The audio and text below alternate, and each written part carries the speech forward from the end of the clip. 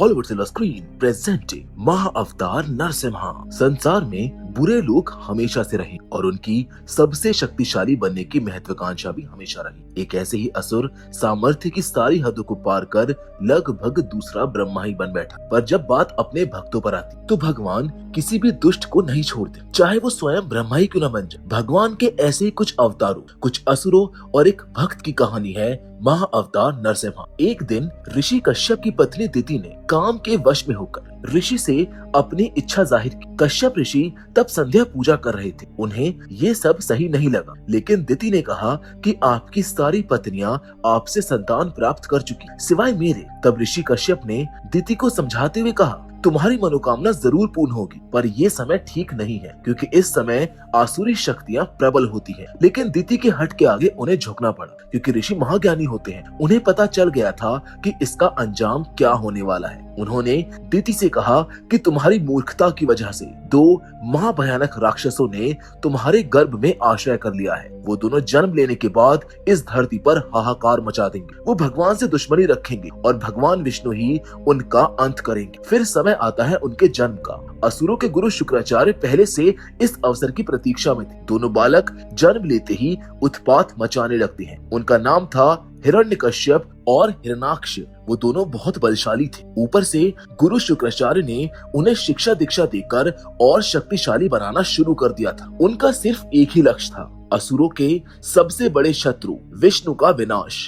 एक तरफ जहाँ पर विनाश लीला लिखी जा रही थी, वहीं दूसरी ओर एक खुशहाल सभ्यता फल फूल रही थी। लोग कर्म और धर्म से सुख शांति पूर्वक अपना जीवन जी रहे थे। वो नित्य यज्ञ करते और देवता स्वयं प्रकट होकर आहुति स्वीकार करते और अपने माध्यम से परम तत्व भगवान विष्णु तक पहुंचाते। लेकिन उन दोनों दुष्टों ने एक दिन आक्रमण कर सब कुछ छिन्न भिन्न कर दिया। उनके बल के आगे सब मच्छर मक्खी थे। सबको मसलने के बाद उन्होंने राजा को बंदी बना लिया। राजा ने कहा कि तुम सब कुछ छीन सकते हो, पर हमारे भगवान हमसे छीन नहीं पाओगे। तुम तो तुच्छ हो उनके सामने। ये सुनकर हिरण्यकश्यप क्रोध से भर जाता है। उसने राजा को मार डाला और बोला कि ये लोग विष्णु के अलावा किसी को कुछ नहीं समझते, जो खुद अभी कहीं पर छिप कर बैठा हुआ है। जिस पर हिरण्याक्ष कहता है कि यदि ऐसा है तो मैं सब कुछ तहस नहस कर दूंगा। लेकिन हिरण्यकश्यप बताता है कि वो ऐसे सामने नहीं आने वाला है। जिस पर फिर से हिरण्याक्ष के दिमाग में आता है कि वो भूदेवी को ही छिपा देगा और उसे बचाने के लिए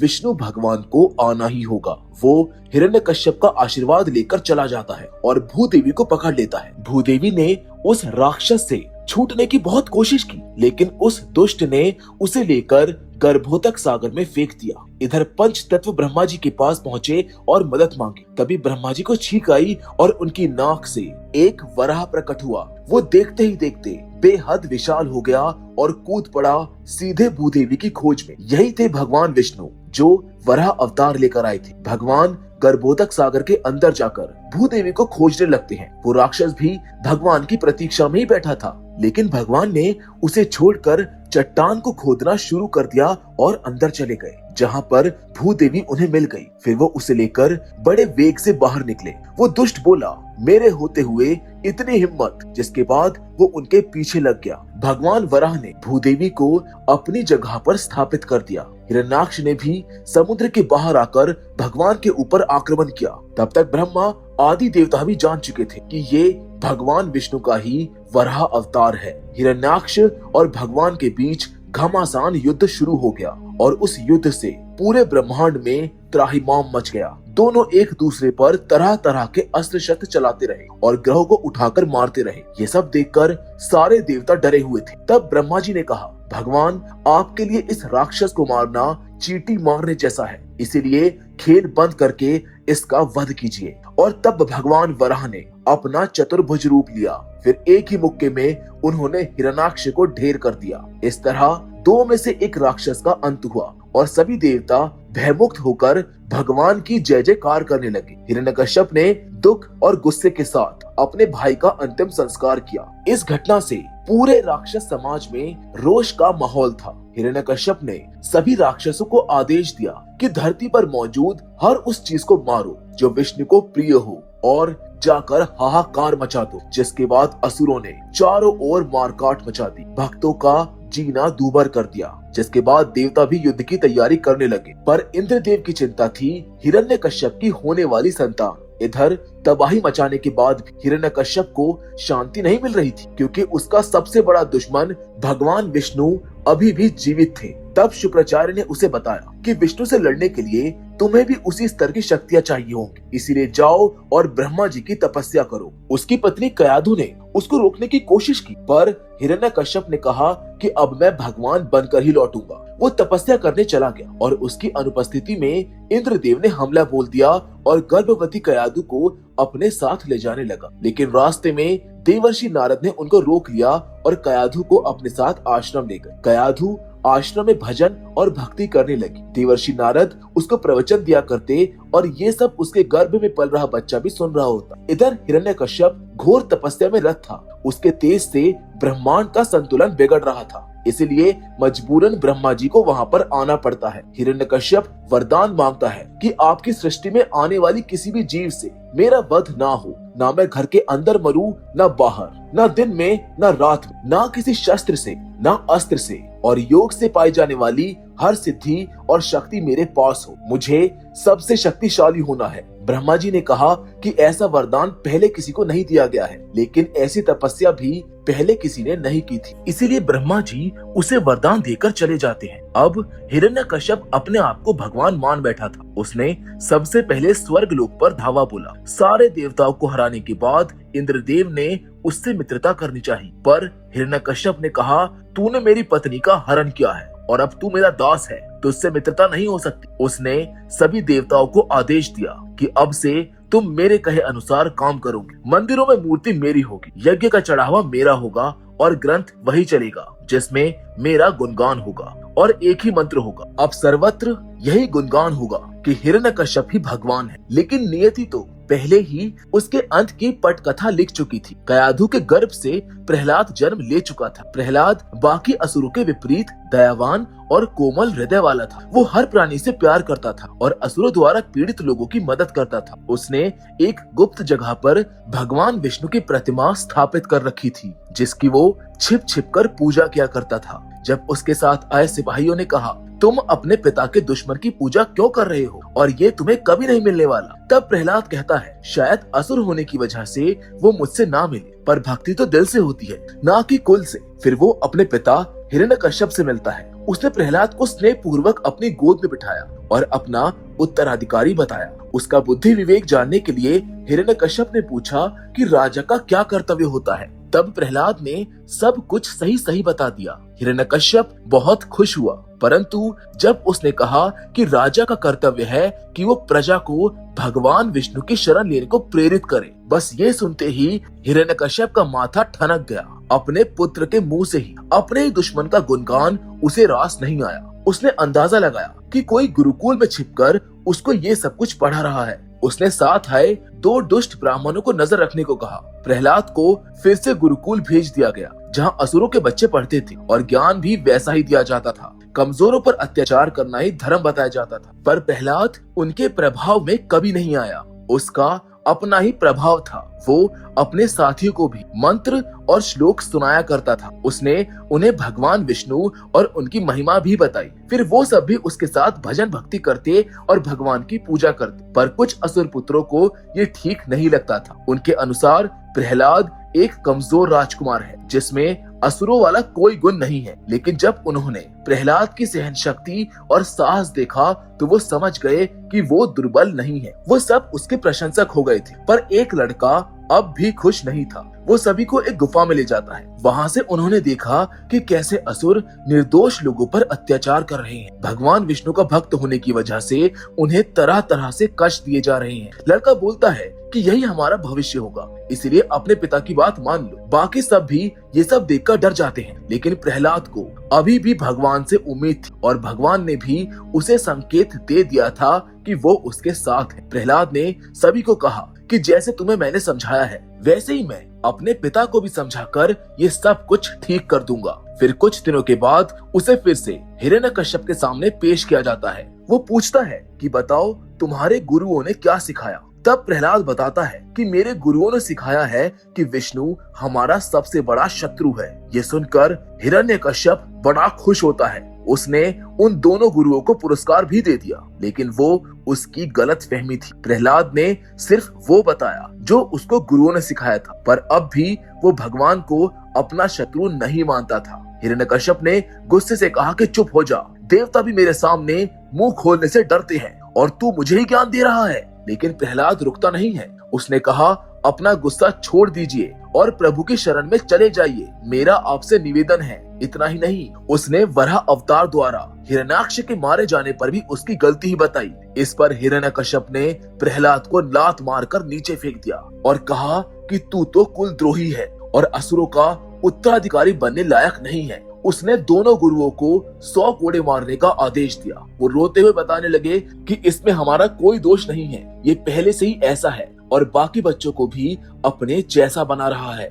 अब गुरु शुक्राचार्य ने भी उसे भड़काया कि ये सब विष्णु का ही खेल है। उसने तुम्हारे घर में ही तुम्हारा दुश्मन खड़ा कर दिया है। हिरण्यकश्यप ने भी उनकी बात मान ली और असुर साम्राज्य पर खतरा खत्म करने के लिए प्रहलाद को मारने का फैसला किया। कयाधु ने अपने बेटे को मृत्यु दंड से बचाने की कोशिश की, लेकिन असुरों में दया कहाँ थी। प्रहलाद निर्भीक होकर देवर्षि के दिए मंत्र का जाप करने लगा। उसे मारने के लिए एक विशाल और भयानक राक्षस आया, जिसने जब प्रहलाद पर वार किया तो अपने ही शस्त्र से वो खुद ही मारा गया। फिर बाकी सैनिकों ने भी कोशिश की, लेकिन उनके साथ भी वही हुआ। हिरण्यकश्यप को समझ नहीं आया कि आखिर ये क्या रहस्य है। तब शुक्राचार्य ने कहा कि ये विष्णु की चुनौती है, वो अपने भक्त को बचाना चाहता है। हिरण्यकश्यप ने कहा कि यदि ऐसा है तो मैं किसी भी हद तक जा सकता हूँ, और प्रहलाद को पागल हाथियों से कुचलने का आदेश दे दिया। कयाधु ने एक अवसर देने की विनती की, पर वो नहीं माना। प्रहलाद को बांधकर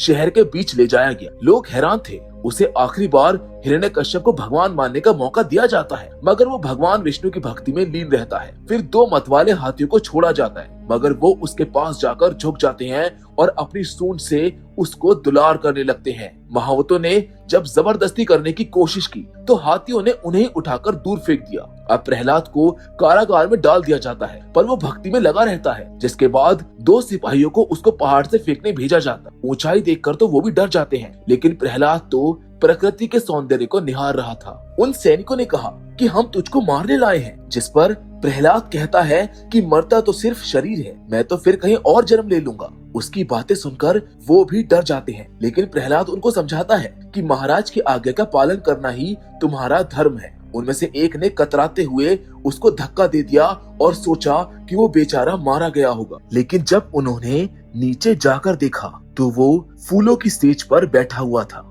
अलौकिक प्रकाश में नहाया हुआ। राक्षसों ने कई तरीकों से उसे मारने की कोशिश की, लेकिन कुछ भी काम नहीं बना। उसकी कीर्ति फैलने लगी। तब हिरण्यकश्यप अपनी बहन होलिका के पास गया। होलिका के पास ऐसी सिद्धि थी कि जिससे वो जल नहीं सकती थी। हिरण्यकश्यप ने उससे प्रहलाद को जलाने के लिए कहा, मतलब वो प्रहलाद को पूरा जलने तक पकड़कर बैठी रहे, नहीं तो वो फिर से बच जाएगा। जिसके लिए होलिका मान जाती है, क्योंकि उसके पास शक्ति है। जहाँ आगे हम देखते हैं कि प्रहलाद को जलाने के लिए पूरा इंतजाम कर दिया जाता है, लेकिन उसकी माँ रोने लगती है, जिस पर प्रहलाद को भी थोड़ा दुख होता है। लेकिन होलिका समझाती है कि ये मरने से डर रहा है, तो वो बताता है कि मुझे अपनी नहीं तुम्हारी चिंता है कि तुम बेवजह जल जाओगी। जिसको सुनकर होलिका घमंड में कहती है कि थोड़ी देर में पता चल जाएगा कि कौन जलेगा। प्रहलाद ने अपने पिता से भी विनती की, पर उन्होंने फिर से वही शर्त रख दी। माँ ने भी उसको विष्णु भक्ति छोड़ने के लिए कहा, लेकिन उसने स्वीकार नहीं किया। फिर होलिका उसे गोद में लेकर बैठ गई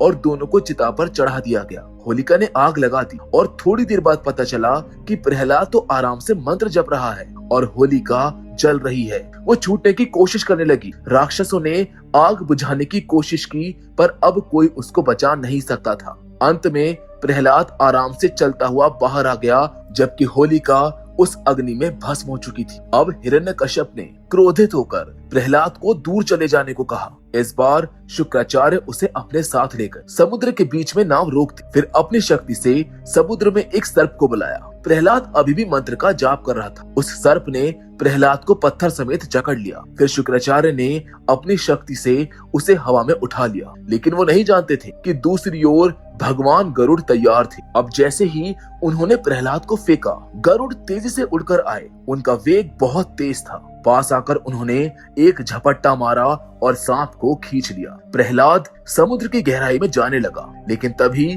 कोई दिव्य पुरुष उसको बाहर ले आया। ये समुद्र के देवता वरुण थे। वो भी प्रहलाद जैसे भक्त के दर्शन पाकर धन्य हो गए। उन्होंने बताया कि सिर्फ तुम ही भगवान के लिए नहीं, भगवान भी तुम्हारे लिए तड़प रहे हैं। तुम उन्हें पुकारो तो सही। वो आशीर्वाद देकर चले गए। अब प्रहलाद सोचता है कि अच्छे अच्छे ऋषि मुनियों को भगवान के दर्शन नहीं होते, तो मुझ असुर पुत्र को वो कहाँ से मिलेंगे। वो अपने आप को बहुत अकेला महसूस कर रहा था। वो रोते हुए भगवान को पुकारने लगता है, जिसके बाद वो बेहोश हो जाता है। लेकिन जब उसकी आंखें खुलती है तो उसके सामने भगवान का दिव्य स्वरूप नजर आता है। लेकिन भगवान विष्णु बोलते हैं कि मैं तुम्हारा दास हूँ, मांगो प्रहलाद, तुम्हें मैं क्या वर दूं। लेकिन प्रहलाद कहता है कि आपको पाने के बाद अब कुछ पाना शेष नहीं रहा। मेरी बस इतनी ही इच्छा है कि मैं हमेशा आपकी भक्ति में लीन रहूं। तब भगवान उसको आशीर्वाद देते हैं। वो कहते हैं, अब से तुम हर वस्तु, हर चीज में मुझको ही देखोगे।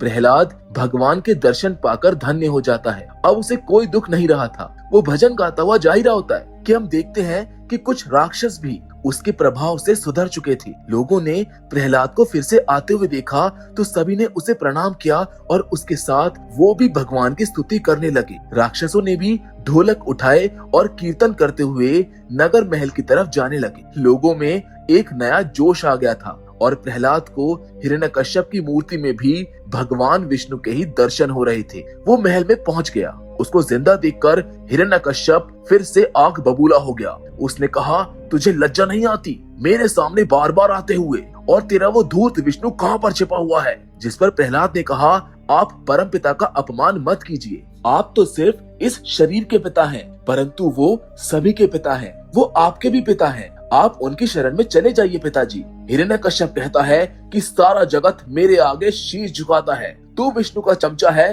तो बोल उसे, आज पता चल जाएगा कि कौन गीदड़ है और कौन शेर। प्रहलाद बोलता है कि उन्हें बुलाने की जरूरत नहीं है, वो तो हर जगह है। जिस पर हिरण्यकश्यप पूछता है, क्या इस खंबे में भी तेरा विष्णु है। जिस पर भगवान उसको सर हिलाकर हाँ कहने के लिए कहते हैं। प्रहलाद कह देता है, बिल्कुल। जिसके बाद हिरण्यकश्यप उस खंबे को तोड़ने चला जाता है और साथ ही में चुनौती देता है कि अगर तेरा विष्णु इस खंबे से नहीं निकलेगा तो मैं तुझको खुद मारूंगा। जिसके बाद वो खंबे पर जोर से मुक्का मारता है। फिर एक दरार जमीन से होते हुए खंबे तक जाती है और भगवान नरसिंह खंबे को फाड़कर प्रकट होते हैं। हिरण्यकश्यप तो दूर जाकर गिरता है और सारे राक्षस डर कर बाहर भाग जाते हैं। उनके स्वर्ण जैसी कांति लिए दिव्य रूप से हिरण्यकश्यप की आंखें एक पल को चकरा जाती है। वो मूर्ख अपने सिपाहियों को बोलता है कि कोई भी बीच में नहीं आएगा, ये मेरा शिकार है। जिस पर भगवान बोलते हैं कि तूने बुलाया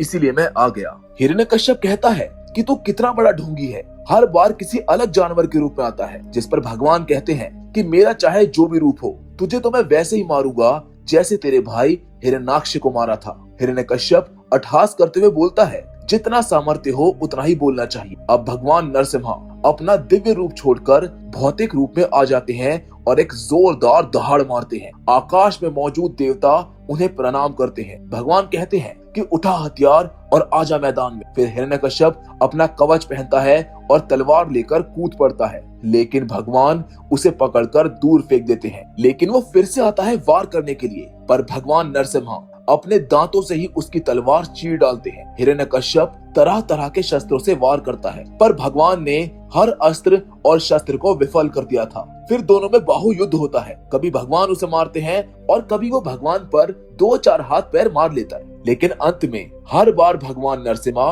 उसे दूर फेंक देते हैं। उसने माया के बल पर भी लड़ने की कोशिश की, लेकिन मायापति के आगे वो टिक नहीं पाया। वो उन्हें जरा सा झुकाकर खुश होने लगा और तभी नरसिम्हा भगवान ने एक हाथ मारा और वो दुष्ट पिटते पिटते हुए दूर जाकर गिरा। उसका कवच भी टूट चुका था, इसीलिए डर के मारे वो सैनिकों को मारने का आदेश देकर खुद वहां से भाग जाता है। नरसिंह भगवान ने अपने 8 हाथ निकाल लिए और एक एक को काट डाला। फिर देखा कि चारों तरफ से बहुत से राक्षस आ रहे हैं और उन्होंने प्रहलाद को भी घेर लिया है। नरसिंह भगवान तेजी से उसकी ओर दौड़े और बड़े ही भयंकर तरीके से उन सबको मार डाला। जितने भी राक्षस थे सबके चिथड़े उड़ा दिए। इधर हिरण्यकश्यप जंगल में जाकर छिप गया। उसे नींद में भी नरसिंह भगवान दिखाई दे रहे थे। फिर जब उसने पानी पीना चाहा तो वहां पर भी भगवान सामने दिखाई दी। उसे फिर से गुस्सा आने लगा, लेकिन तभी ऐसा लगा जैसे सच में भगवान उसके सामने हो। उसने वार किया, लेकिन भगवान ने सामने आकर उसे पहले लटकाया, फिर आसमान में फेंक दिया। वो आकाश गंगा को पार कर दूर अंतरिक्ष में पहुंच गया। लेकिन ब्रह्मा जी के वरदान की वजह से उसे भी शक्ति मिली थी, इसलिए उसने अपना आकार बढ़ाना शुरू कर दिया। उसके बड़े हुए रूप से सभी ओर अंधकार फैल गया और वो अपने आप को सर्वशक्तिमान मानने लगा। पर फिर से प्रकाश हुआ और उसने खुद को विराट रूप भगवान विष्णु की हथेली के ऊपर खड़ा पाया। वही वराह और नरसिंह थे। उन्होंने हिरण्यकश्यप को नीचे फेंक दिया। वो जाकर सीधे महल में गिरा। सारे राक्षस वहां पर मरे पड़े थे और भगवान उसके इंतजार में थे। उन्होंने कहा, अब तेरे अंत का समय आ चुका है। फिर वो उसे घसीटकर ले जाने लगे, लेकिन हिरण्यकश्यप ब्रह्मा जी के दिए वरदान से खुद को अमर समझ रहा था। पर जल्द ही उसकी गलतफहमी दूर होने वाली थी। भगवान ने उसे अपनी जंघा पर लिटाया और कहा, मूर्ख, मैं ब्रह्मा का रचयिता हूँ, मैं ही भगवान हूँ। और देख ले, मैं ना तो नर हूँ ना पशु, ना अभी दिन है ना रात, अभी संध्या काल का समय है। और देख, तू अभी ना अंदर है ना बाहर,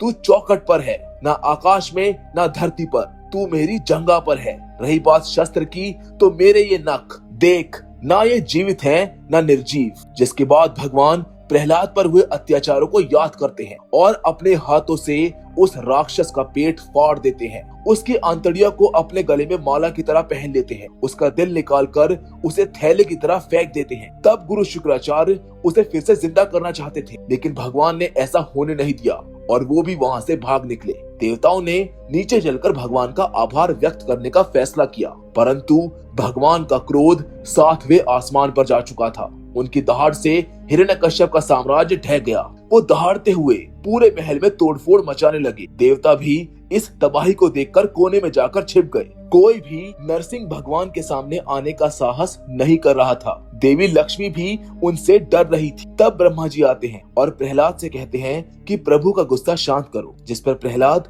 उनसे शांत होने का निवेदन करता है, जिसे सुनकर उन्होंने अपना क्रोध त्याग दिया और प्रहलाद को अपने पास लेकर उसे प्यार किया। स्वामी, आपने मुझे अपने पास लिया, क्या मैं जीवन भर आपका प्यार पा सकूंगा? जिस पर उन्होंने कहा, हाँ प्रहलाद, मुझे शिव, लक्ष्मी और ब्रह्मदेव से भी ज्यादा तुम प्रिय हो। तुम अपने पिता के मरने से दुखी मत होना, उन्हें मुझसे मुक्ति मिल गई है क्योंकि तुम मेरे बहुत अच्छे भक्त हो। आज से कई सालों तक लोग तुम्हारी पूजा करेंगे। ये कहकर उन्होंने वरदान दिया। अब सभी देवताओं ने उन दोनों को प्रणाम किया और उनकी पूजा की। इस तरह प्रहलाद एक भक्त के रूप में विष्णु भगवान द्वारा प्रशंसित एक परम भक्त बन गया। और इसी के साथ महाअवतार नरसिंह स्वामी की ये अद्भुत लीला समाप्त होती है। पर कहते हैं, जो नरसिंह को सच्चे मन से पुकारता है उसके भीतर अभी भी वही दिव्य अग्नि जाग उठती। शायद ये अंत नहीं है, बल्कि किसी और युग के आरंभ की तैयारी हो। यही तो लीला है जिसका कोई अंत नहीं है, क्योंकि जब भी समय पुकारेगा नरसिंह भगवान यानी कि